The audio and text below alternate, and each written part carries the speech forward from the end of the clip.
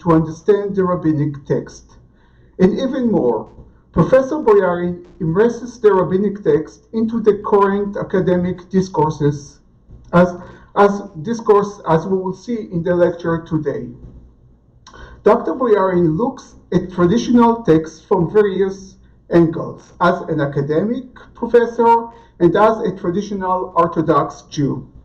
This combination, along with brilliant analysis and mischievous tendency for provocation, meant that almost every one of the dozens of books that he wrote left a significant impression on the field of Jewish studies. Professor Boyarin is a trailblazer. He paves the way and others follow. And now from a personal standpoint, I met Danny 35 years ago when I was in 7th grade in Beersheba. Daniel's son, Yishai, was one of my best friends. At the time, I didn't appreciate his greatness. He would come to school at 5:30 in the evening almost every day and learn in Chavruta with me and Yishai.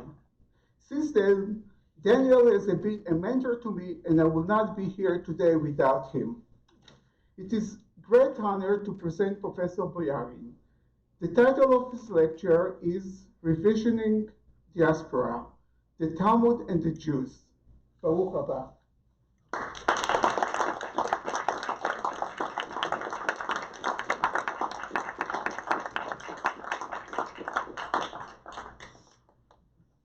Thank you very much, Yoram.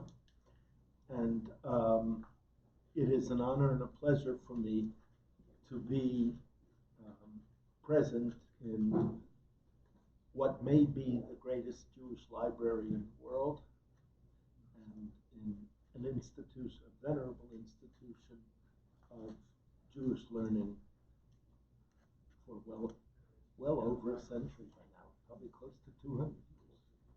Is that possible? Yeah. So, diaspora nation. In our present day, there is a strong tendency to identify diaspora with exile, especially with respect to Jews. In the Alexandrian Greek translation of the Bible, known as the Septuagint, however, from the 3rd century BC, the Greek word diaspora itself is never used to translate words that mean exile. In its place, it uses a mixture of both positive and negative terms to translate diaspora, like sojourning, captivity, or colony. Diaspora in its ancient Greek sense, while founded on a word meaning scattering, most frequently focuses more on the creation of new homes and not on being absent from home. When referring to themselves, the Alexandrian Jews used diaspora and not the words that they used to translate the biblical galut, or goleh, exile. In other words, exile was for them something different from diaspora. They were not exiles.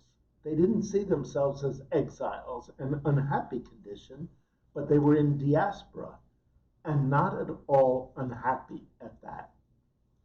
Philo, the great Jewish Alexandrian philosopher of the 1st century, regarded the Judeans as a people on the same level as Romans or Greeks, and referred to the Jewish diaspora as, quote, rather a positive colonization, the colonies abroad in other prosperous lands preserve the customs of the mother city. So just as Athens had colonies all around the Mediterranean that preserved the customs of Athens, and this was seen as a positive spreading of Athenian culture. That's how Philo understood the Jewish diaspora. In Hebrew and Aramaic, even the term galut, quite literally exile, is not always negatively charged. Thus, the rabbis of the Mishnah can say, Havei gola limkom Torah, right? Be thou an exile, exile yourself to a place of Torah. These rabbis living in the Holy Land advised the Jewish man, this is man, to leave even Palestine when it is barren of Torah and travel to live in a place where Torah is studied and created even outside the land of Israel. Exile is configured here as a positive space, given a positive valuation.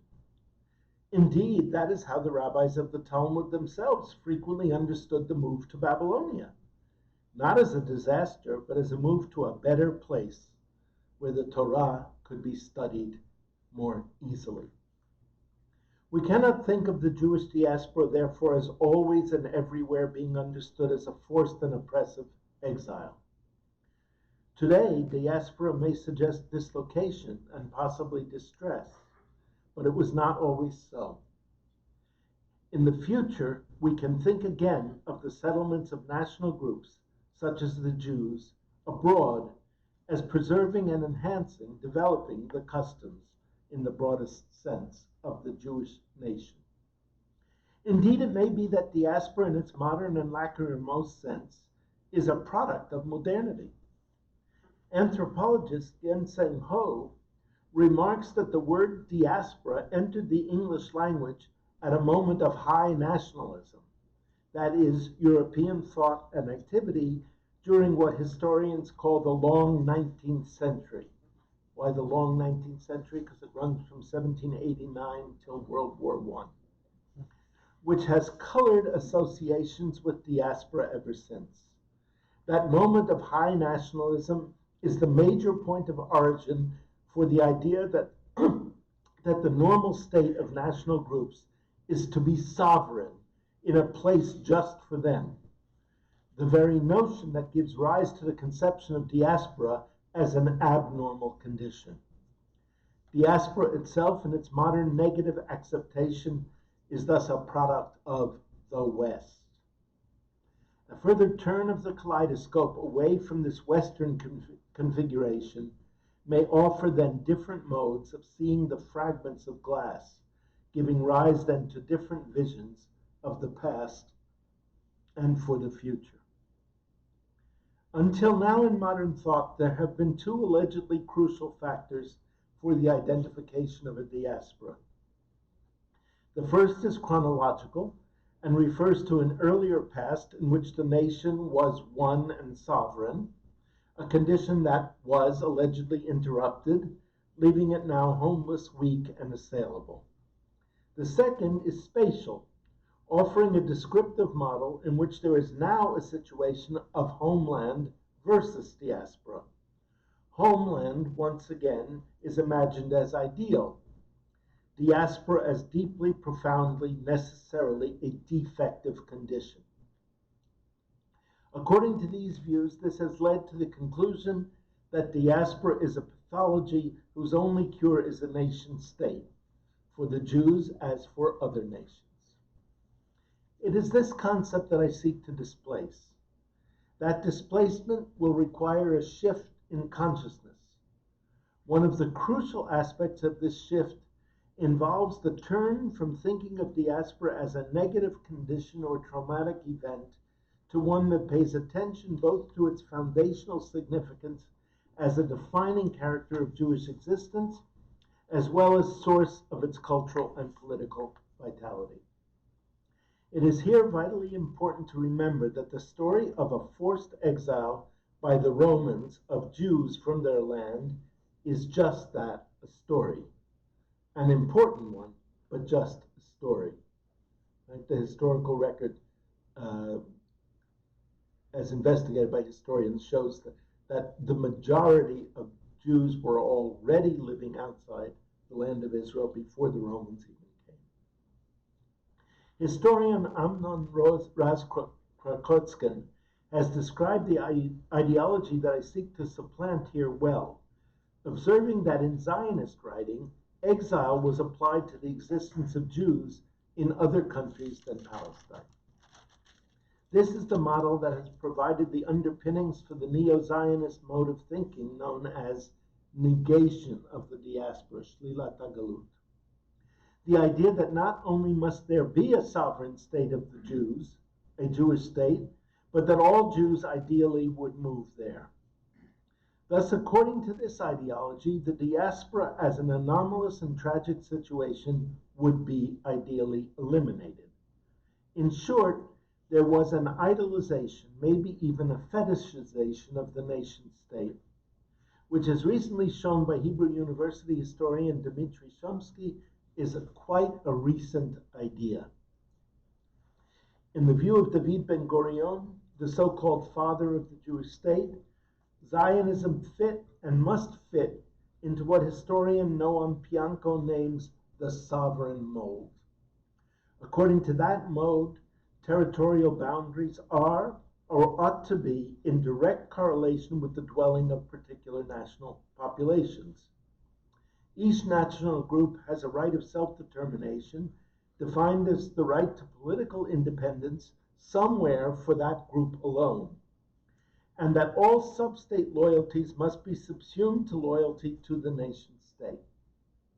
It won't take much thinking, I warrant, for readers to realize how devastating this theory has been in the world, especially in places like the Balkans. And this is the ideology that ultimately gave rise to the negation of the diaspora. This set of ideas finally captured in 1941, not till 1941, the name Zionism in the case of the Jews, and afterwards quite quickly became the only legitimate referent for the term. That was, however, not always the case. Most early Zionists, including Herzl, imagined an autonomous Jewish space within a larger sovereign state, or even as part of an empire. For the rest of this lecture, I will refer to this as neo-Zionism, or when speaking more generally, as nation-statism, proposing here a no-state solution, or neo-diasporist vision for the future of the Jews. Rejecting neo-Zionist ideas that conceive of diaspora as an anomalous, if not pathological condition, with Jews perhaps its only example, and the state its only cure, I propose diaspora as a kind of cultural situation in which a group of people, the Jews for instance, are doubly situated culturally at home and abroad, as it were, located in their Doigkeit, from da, in German, do in Yiddish, here and now, but also culturally and affectively bound to similar collectives that are in other places, and perhaps other times as well, which we could name their Yiddishkeit, Jewishness, their Judaism. By using these terms, I am proposing an old-new mode of Jewish existence. The first term I used, Doigkeit, is a term drawn from the language of the Jewish Bund, the Yiddish socialist mass movement of pre-World War II Jews in Central and Eastern Europe. It translates quite literally as here-ness, which I'm adopting as my term for the commitment to the welfare of the people and their culture among whom we live. Yiddishkeit, Judaismo, then, signifies the cultural ties and commitments to other collectives which I identify as part of my nation, even living under other political formations or states. Diaspora is a normal condition for many peoples, a condition to be sure of some danger, but also of enormous promise for vitality and creativity. I offer two theses here. The specific theory that the Jews is a diaspora nation, and the general theory that diaspora nationhood is not at all a special case or exceptional condition. What needs to be articulated at this juncture is the outline of what a diaspora nation might be. What constitutes the shared world that would make a Greek born and raised in Odessa a member of a Greek extraterritorial nation? What is it that makes a Jew of Odessa part of the same nation as a Jew of Athens?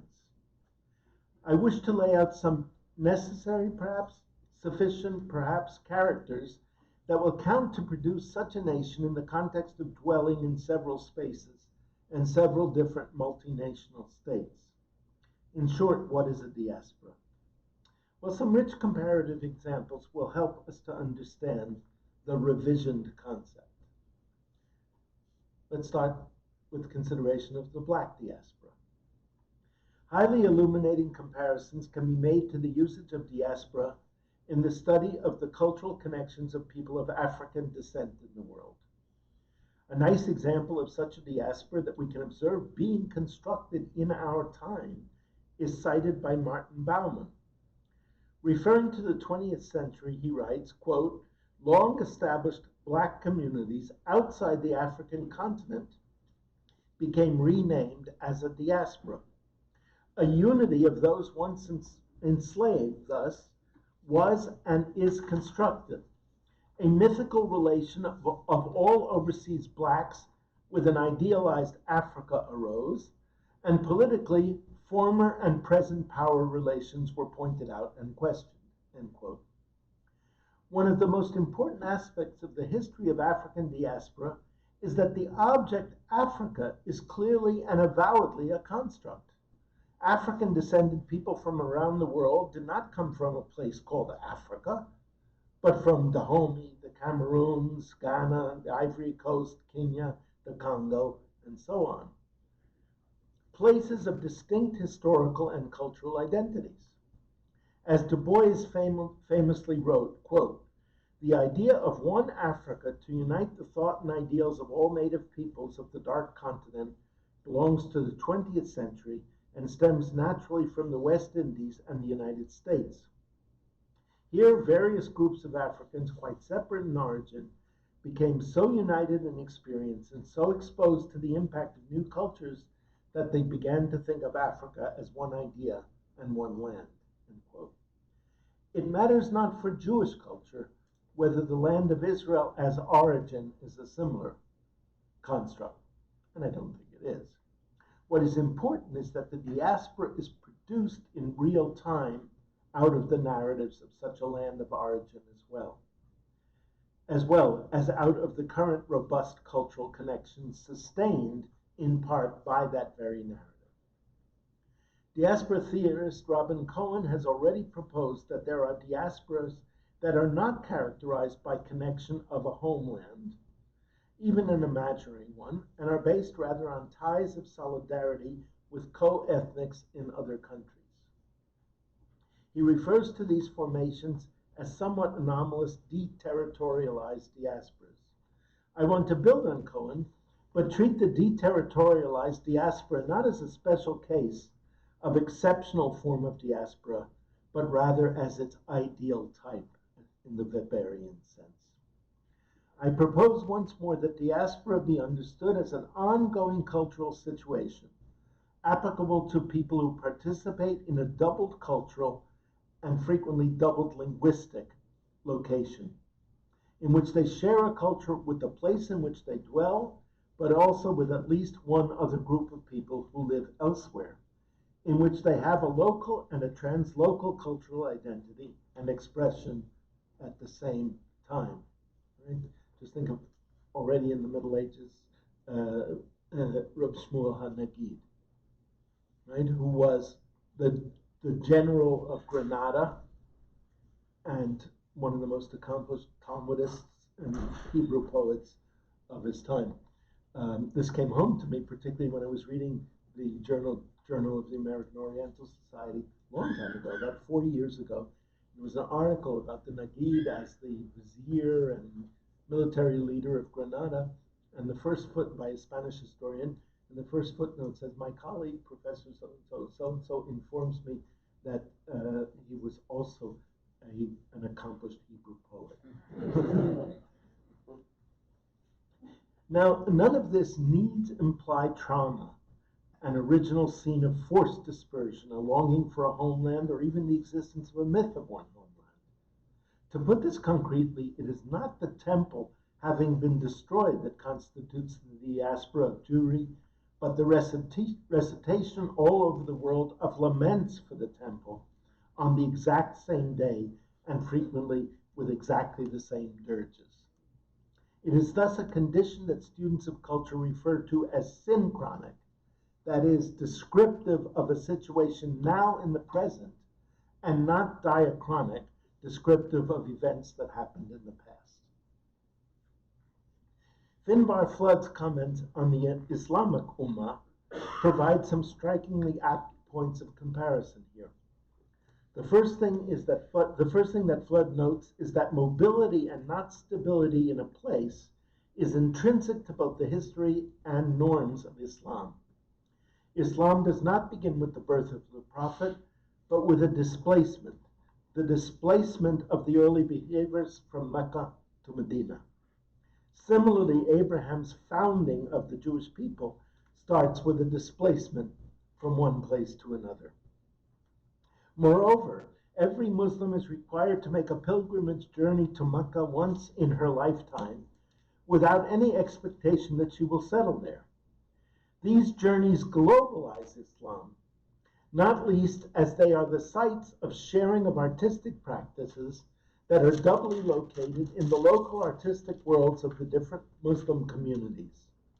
As Flood brilliantly formulates it, the need to negotiate between the local and the translocal, the lived experience of the quotidian and the ideal of the Ummah, an imagined community with a global reach, has been a distinguishing figure of Islamic cultures from their inception.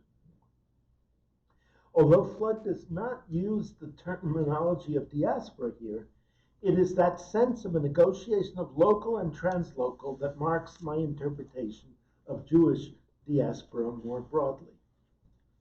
Further, Flood's use of the term imagined community here must be taken seriously, as it is the preferred term now among scholars to refer to the nation. The Ummah, a word frequently translated as nation, is very close in many of its decisive characteristics to the Jewish Ummah as well. Note that the word Ummah is the same word that Jewish Arab writers use to describe the Jewish people and Jewish peoplehood. Obviously, a Muslim Ummah in a diaspora comprising Spaniards, Arabs, Persians, Chinese, and Indonesians is a diaspora that has come into being through cultural and religious contacts, not one that has been, traumatically or not, scattered from a putative homeland. Despite the view as such as Shlomo Zand, the historical fact of coming into being does not discredit in the slightest the claim of a nation to be a nation, although it might trouble their claim to a national homeland. There should be no mistake. Mecca is not the homeland that produces this diaspora any more than there are connections with people back home. Right? Who's back home for Islam? Mecca is the holy city, and pilgrimage there is the practice that enables the double location of the communities of the Ummah, including their shared artistic practices, which are then located in two contexts and locations: the translocal Islamic one and the local traditions and conditions of artistic and other cultural practice. Think, for instance, of Turkish and Persian Islamic art, what they share and how they differ, fed by contact with the artistic practices of Istanbul on the one hand, Isfahan on the other, but also through contact with each other in Islamness through the communicative medium of the pilgrimage to Mecca. It is these doubled and shared practices that would inspire me to refer to the Ummah, the Islamic Ummah, as a diaspora. Okay, next section is called the Alawi Way and the Way of Talmud, the shaping of Jewish representation. The view of diaspora that I am offering here with respect to the Jewish folk has even more precise parallels amongst other human collectives. A wonderful case in point is the early and continuing diaspora of people from Hadramaut in Yemen, across and around the Indian Ocean, a diaspora surprisingly like that of the Jews in many of their shared features. These are folks with deep and early ties, including of kinship with the Prophet Muhammad, and thus have special, not universally positive, status among Muslims. What is most important for my concern here is that they have spread quite widely and formed communities of their own around and even across the Indian Ocean over the last several centuries. In his illuminating book, The Graves of Tarim, on the diaspora of Hadrami Muslims around the Indian Ocean, Eng Seng Ho has written with respect to this diaspora. However these passengers traveled, most were men. Many took local wives, and their offspring became natives to these places of settlement, as well as members of the larger Hadrami society across the ocean. Right? So natives, and what matters, he writes, is that the dispersed understand themselves to be linked by bonds, usually those of kinship. Such bonds exist and endure rather than atrophy, only so long as people continue to speak, sing, recite, read, narrate, and otherwise represent them. Representations remind us of persons and places absent from sight. They make us mindful of them. End quote. Notice, please, that Ho has described two factors or parameters in the existence of this diaspora. Two factors that are remarkably close to those I identify as being crucial to the Jewish diaspora. First of all, there are claimed kinship ties between the members of the diasporic collectives, however widespread from each other, while at the same time, these folks regard themselves as citizens of the places where they have been born and lived their lives. This is deeply analogous to the account by Leon Pinsker, the earliest Zionist thinker, of the Jews in Russia as sons of Russia and true sons as well of the Jewish people. Right? The term sons is his, of course. We would say children. Secondly, Ho points out that these trans-geographical kinship ties will only continue to be meaningful, non-atrophied, to the extent that the cultural ties between the widespread Hadrami groups continue to be maintained. Cultural ties that consist of books and learned commentaries, but also folk narratives, songs, and practices. These two parameters, on the one hand, kinship ties, and on the other, common recitations, songs, books, and other forms of narrative and practices, modes of representation, are precisely that which make the Jews a diaspora. Paralleling Ho, I claim that there are three components that constitute the group of scattered Jewish collectives as a diaspora, as one thing, as a nation, that give representational shape and vitality, that is the opposite of atrophy, to that diaspora, to ours. They are, one, a common narrative of us. Two, a common language that differentiates us from the other folks with whom we share space. A language that is itself perfectly diasporic in its hyphenations. Judeo-German, Judeo-Spanish, Judeo-Tajik, Judeo-Arabic, among, of course, all the other Judeos. And three, a set of practices shared by us across time and space. 2 and 3 together constitute mutatis mutandis, Ho's representations. And it is these, as manifest in the case of the Jews, into which I wish now to delve, and for the rest of this talk. Comparison with the Ummah and the Hadramis bears out the usefulness of my assertion that the best way to conceive of diaspora is as a synchronic condition in which a given collective is oriented twice, once toward the place that they are in and once toward another place, once toward a local culture and once toward a culture that they share with other related collectives that are not in their place. I'll turn now to some of these modes of representation. The ways we tell stories about each other and give form and shape to our diaspora, with eyes sharpened and focused via the comparison with the graves of Tarim. The closest approach to mind to an answer to this question that I have found is indeed that of Ho in his again, remarkable study of the Hadrami diaspora around the Indian Ocean. Let's observe the following two quotations from Ho. Quotation number 1.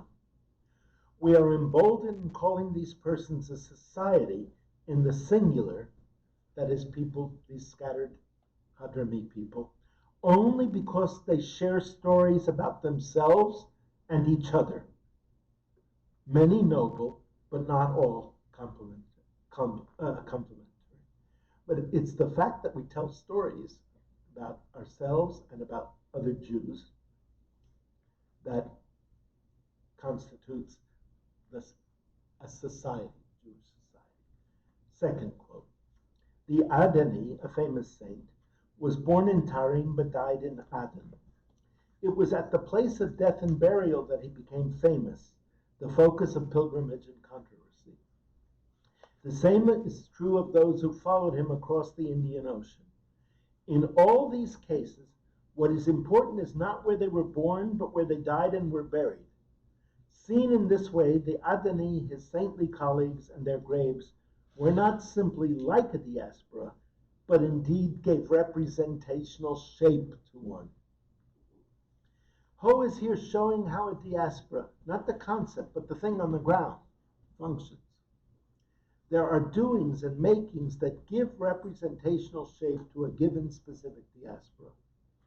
For the Hadrami to which Ho gives such life, and as his title suggests, the graves of holy men are a major, but surely not the only, outlining shape for the diaspora. For Jews, the graves of holy men play some part in this as well, for sure. But the second factor that Ho identifies for the Hadrami, namely the study of books, of texts, I would suggest an even greater factor. As Ho observes, the discourses of the prophets suffuse and inform social practices common in Hadramaut, available to the learned in multiple volumes with indices and concordances. They are also passed around in common talk as pious homilies or ironic explanations. And again, I feel delighted to be delivering this lecture in this space, in this building. This passage could almost simply be translated as a motto for Jewish diasporic life. The discourses of the Talmud in particular suffuse and inform Jewish social practices. Available to the learned in multiple volumes with indices and concordances, they are also passed around in common talk as pious homilies or ironic explanation. Now, I want to make something very clear. I do not mean to note this as religion or as religious. Right? I'm talking about, and I'll document further, a cultural practice that, of course, is deeply spiritual for many people, but it is that practice of studying, of talking, I think specific and essentially of the Talmud, which is so, in our time, so much more widespread than religious. There are more Jews around the world studying Talmud right now than there ever have been in history, and they come from many different walks of life, and including many deeply committed secularists, just to give an example. There are two vitally important points to be made about Jews in diaspora before we move forward. The first is that, again, that no, I've said that already. Don't need to say it again. Okay. But here's an important point that I've not mentioned. The second necessary point is that within the life of a diasporic nation such as the Jews, there can be sub-diasporas without any contradiction. Right? This is important. Thus, for instance, there is the Sephardic diaspora from Spain, whose members are thus at one and the same time members of the set of Jews and members of the smaller or subset Sephardim. There are also Ashkenazi Jews who form a diaspora of their own, in fact, quite a number, right, of such diasporas, marked in part by, at least until very recently, by memorial buildings that you found, especially in New York, but I think in other American cities, and presumably in places like Buenos Aires as well, the Landsmannschaft of the Jews of wherever, of particular places. Diasporas, as we've seen here above, are not always formed from scattering of a population. They can be formed in history through convergence, through the sharing of cultural innovations between groups that have some pre-existing affinity, such as the music shared around the Atlantic Rim due to the blackness of different African groups, which both founded and maintained a diaspora. Taking a look at a medieval Jewish legend of the founding of one of our crucial diasporas will, I trust, help us understand. A famous story preserved in a medieval chronicle, the Book of Tradition by Abraham ibn Daud, narrates the origins of a Jewish diaspora in the Western Muslim world via the pirate capture of a ship bearing 4 great Talmudic scholars. Since its most recent editor and scholarly commentator, the late Gerson D. Cohn, has demonstrated almost beyond a shadow of a doubt that the story is entirely fictive, we can learn from it a great deal of truth. What was the author trying to tell us in making up and promulgating this story? This is a story of the founding of a new diaspora in the sense in which I have been discussing that concept. That is a cultural group, a human collective that is widespread geographically in different places, but strongly and tightly joined together by stories and practices held in common. In this case, as indicated explicitly in the narrative, and I would suggest that this is the case of Jews altogether, the crucial practices, the study of Talmud, with all the impact that that has on Jewish culture at every socio-cultural level. To recapitulate, the propositions that I'm going to defend here for the understanding of diaspora are the following. 1. Diaspora is primarily a synchronic condition, a situation in the here and now, by which human groups are related to each other in space. They may, and frequently do, have a diachronic, that is a historical point of origin, but need not. 2. Once this is said, a homeland, real or even imagined, is not a necessary or sufficient condition for the existence of a diaspora. 3. While trauma is frequently a point of origin or concomitant of diasporic existence, trauma is neither necessary nor sufficient to constitute a diaspora. And 4, within the history of a people, there can be multiple diasporas, shifting homelands, and even, it is the task of my work to claim, diaspora in which homeland was entirely absent and replaced completely by cultural connection. Just I think a piquant example from our contemporary world. Young Ethiopian Jews in Israel have taken to wearing jeans that, or even shorts that hang very low on their bodies, right? Because this is an enactment of their identification with young black folks in other parts of the world, right? I read recently that Maori youth in New Zealand have also taken that on, right? So, I mean, it's not a very, shall we say, sublime moment, but it's a good example of how diasporic connections can be produced, even when there's certainly no historical relation between Ethiopian Jews and Maoris. Diaspora, again, is a situation in which a given group of people has a doubled cultural and social location, once to the place in which it is found, and once to at least one other group of folks that is somewhere else. Let's then have a look at Ibn Daud's story. Ibn Daud narrates the foundation of Talmudic story in 4 centers of Jewish culture and Talmudic learning. A fleet of conquest sent by the Muslim ruler of Cordoba to capture Christian ships, sailed to the Ionian Sea. So relates Ibn Dawud. And, quote, here they encountered a ship carrying 4 great scholars who were traveling from the city of Bari to a city called Sephastine, and who were on their way to a Kala connection.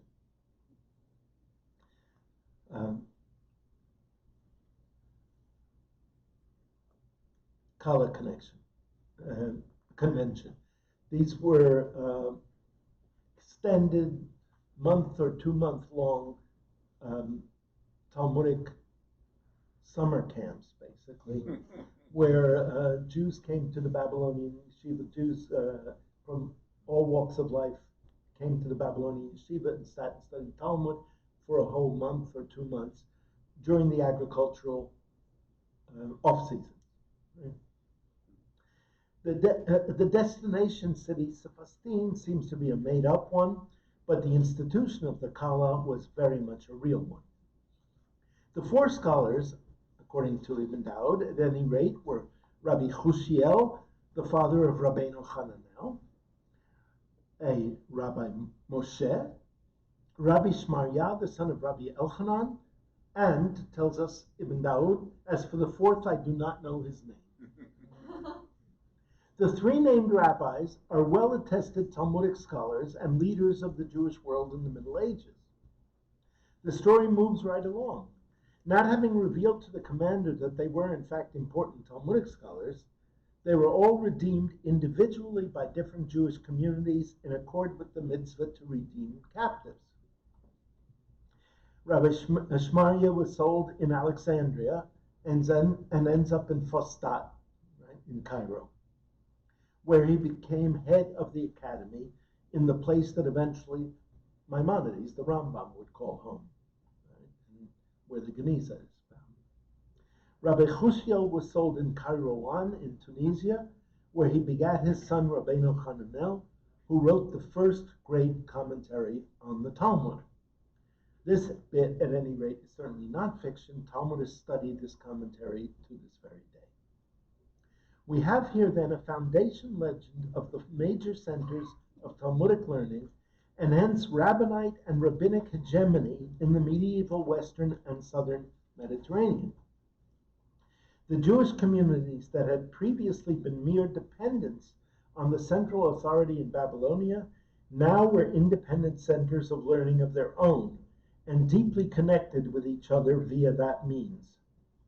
At the same time, even their forms of Talmudic study were powerfully influenced by the modes of thought and commentary hermeneutics in the differing Arabic and European Latin worlds in which they now dwelled.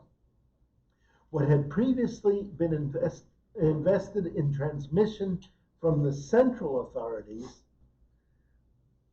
to relatively ignorant Jews in the peripheries is now, Ibn Dawud is saying, invested in book learning, and it is this cultural connection via the book that constitutes the Talmud as diaspora.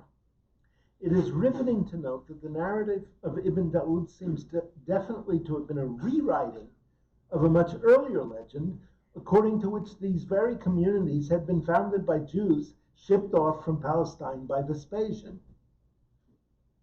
Ibn Dawud's version, then, which became very well known throughout the Jewish world, is itself a revision of diaspora, from disaster to space of vibrant Jewish life, the vehicle of which is the shared practice of study of Talmud, the very revision that I am enthusiastically confirming here.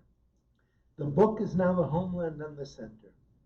It is at this time, sometime around the 11th century, that the Jews become the people of the Talmud, a diasporic nation joined by the study of Talmud and a multitude of practices that both derive from it and are associated with it. I want now to spin out further some of the implications of this proposition for the broader framework of Jewish social and cultural life, not just, as might seem at first, for elites.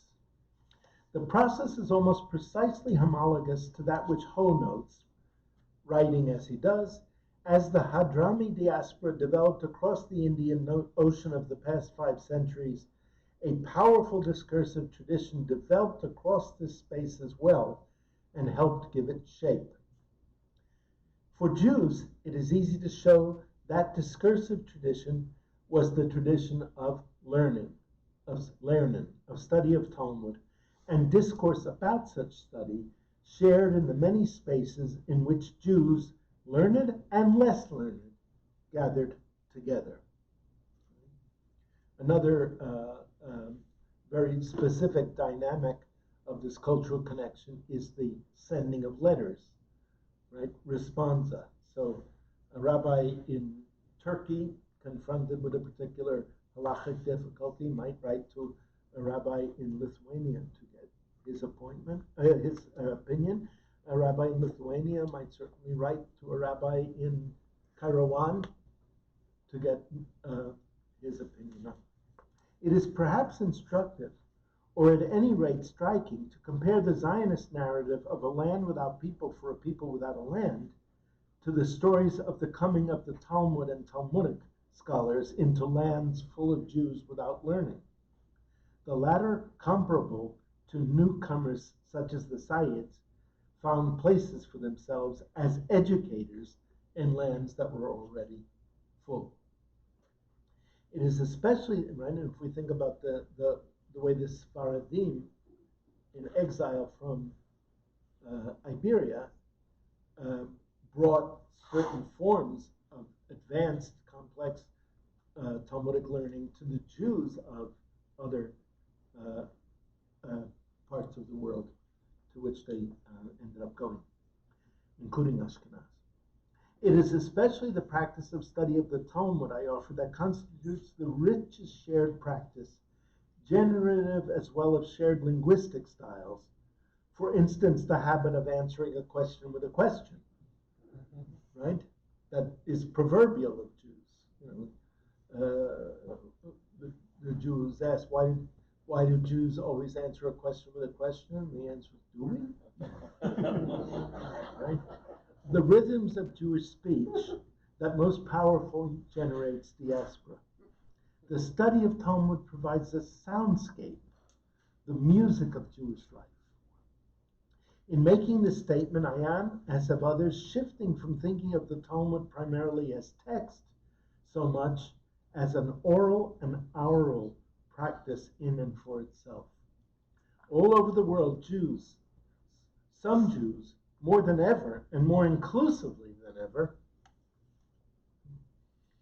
are studying the Talmud together, reading the text in its original languages of Hebrew and Aramaic, while translating it with technical language intact into their local vernaculars, right? Producing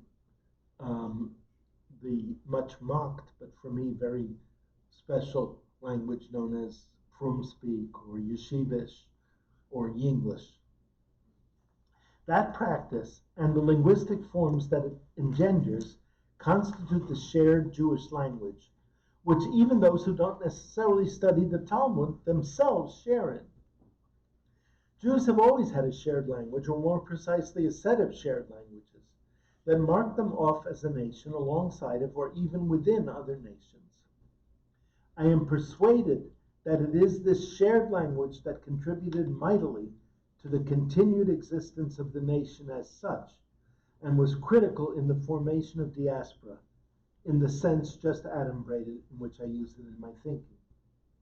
Famously, one of the reasons that the Israelites were redeemed from Egypt, according to the Midrash Leviticus Rabbah, is that they did not change their language. Lo shinu et lashonam. Giving this a naturalistic reading, I would suggest that it was the fact of continued speech in Yehudit, or Ivrit, Judean, or Hebrew, that enabled the collective to be preserved for the centuries in order that they would maintain a distinct identity upon being afforded the opportunity to leave Egypt. Obviously, these very Israelites, or at least very many of them, must also have spoken the language of Egypt, if only to receive their marching orders. And what did Moses speak with his adoptive mother and her father, or Joseph at the court? The net result is the sort of diglossia typical of Jewish historical existence everywhere since, a fluent, rich, complete Jewish language, Yiddishkeit, Judaismo, together with facility and participation in the language of the place, Doigkeit, class solidarity. Within the diaspora context, moreover, it is the sharing of the Jewish tongue that provides the glue binding the dispersed transnational nation, as it were, into a collective, not simplex, but duplex at the least. Once there was Yiddish for the large majority of the world's Jews, Judaismo, Judeo-Arabic in all its varieties, Judeo-Persian, Judeo-Neo-Aramaic, Judeo-Tajik, and others for the rest. Now, most of these dialects or languages are gone, or nearly so, from the world. Two questions arise then. The first is, how did precisely such a linguistic diversity constitute, or better, contribute to constituting all Jews as a single collective? And the second, how can we imagine this in a world in which many, perhaps most Jews no longer share a Jewish language, unless that language be Hebrew? I suggest, following Max Weinreich, that what conjoins all of the Judeo languages is precisely not the component that joins them to the languages of the locale in which they have come into being, Central Europe for Yiddish, etc., but the component that is drawn from the shared language of the Jews, namely Aramaic, or more precisely the language of the Talmud, which is, as I have argued previously, the text, the study of which constituted the Jewish diaspora in antiquity and still does today. It is this component of Yiddish, and I warrant all other Jewish languages, that provides the vehicle for the cultural nexus that we name the Jewish nation. It would be sufficient to share a language with a robust component of Talmud language in order for there to be a world Jewish language within which a markedly and specifically Jewish culture could proceed. In a profound sense, it is these Jewish languages that produce the shared soundscape of the world Jewish diaspora. They are, in fact, almost the perfect representation of the shape of that diaspora, as I have delineated it. A component that is shared with Jews all over the world, and an irreducible component that is shared with the local population as well. Diaspora Loshen. That is the language of Jewland. The final section. I'm comforting you by telling you is Diaspora Loshen in a song. I would like now to put some living flesh on these dry bones of theory by analyzing one bit of a famous Yiddish art song that became, among other things, a Yiddish and Hebrew folk song as well. I am giving here only one stanza in Yiddish and Hebrew translate. Excuse me.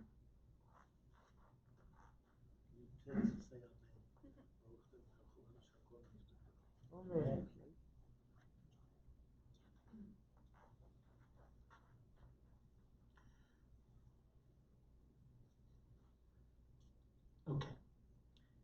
Here's the Yiddish. Mai kamas malon der Regen, was der Lord mehr zu hören, seine Tropens auf die Scheiben, kekeln sich wie Triebetränen, und die Stiebel ist zerrissen, und es werden Gas ablotte. Bald wird euch der Winter kommen, hab kein warme kapotte. It's a good thing my wife called me and told me to bring a varma kapote to Ohio. Before giving this text in English, I want to talk about it a bit, talk it into English, as it were.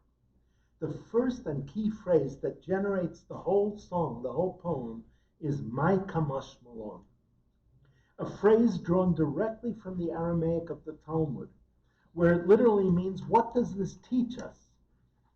It is produced when a given sentence in the Mishnah, quoted in the Talmud, seems not to add anything to our knowledge, either because we know what it says already, or because what it says seems trivial.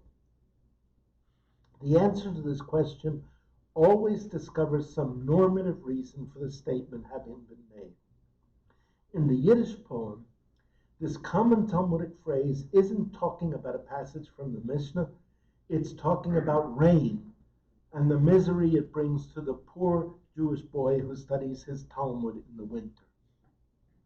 This is how the first verse would read correctly translated, in my humble opinion, i.e., I translated it into English. My kamashmal on the rain. What does it say to me? Its drops roll down the window pane like sad tears, and my boots are torn, and there's mud in the street. Soon the winter will be here, and I don't even have a warm coat. This is then a thematized representation of how Gemara Lashon comes into the vernacular. The phrase is so pervasive in the mind of the Talmud students that it, and a version of the thought carried with it, goes out into the world and into Yiddish and articulates his misery. What does this misery mean? What is it teaching us? This linguistic transfer is not merely thematized in the song, however, it is also enacted. Because by entering the world of the art song, which is for Yiddish a direct track to folk song, the move of the phrase into the vernacular is not only described, but performed as well. It is the sum total of such performances that, to my mind, constructs the language, in this case Yiddish, as a Jewish language and thus a vehicle of diaspora. It works as well in English, but for a much more limited segment of the population. In English, it will only make sense among those for whom the Talmudic phrase is still, or will be, God willing, a household word. To keep Jewish alive, we need many more such households. Very early in its life, the song was translated into Hebrew, quite a long time ago, over 120 years ago, and sung by a Jewish mother in Palestine to her daughter. My kamashmulan hageshem, tipotav ma yemalalu, al gabei shmashot b'cheder kedmaot sham yitgalgalu, uberchov bitzav harefesh, ukru'im hamagafayim, od ma'at yavo hachoref, v'siman kapota ayin. The Hebrew retains easily the citation from the Aramaic of the Talmud, much more naturally, of course, than English. But in either case, and indeed even finally in the Yiddish, it is the recognition of that phrase, a formulaic question as Talmudic, that is the key to perceiving the power of the poem. Although there's still much that could be said in a proper slow reading of Reisen's poem, one thing that must be mentioned here is that the melody with which the poem has been supplied and in which it is sung evokes powerfully the melody of Talmudic study itself. It is clear from this discussion that without the energetic devotion to the literature of the Jews, historical, and especially without the learning of Talmud, the culture, i.e. the diaspora, will indeed, Chalila, atrophy. But then why shouldn't it? Keeping a culture alive demands great and pleasurable effort. What would happen, for instance, to the culture of European art music if nearly everyone in the world decided that learning to play the piano well enough to play Beethoven's Hammer Clavier Sonata was just not worth the trouble? If we want the Jews to continue as a meaningful entity, a nation with a culture, we have to make it so. Im tirtzu ein zo agada. If we will it, it is no legend. Thank you.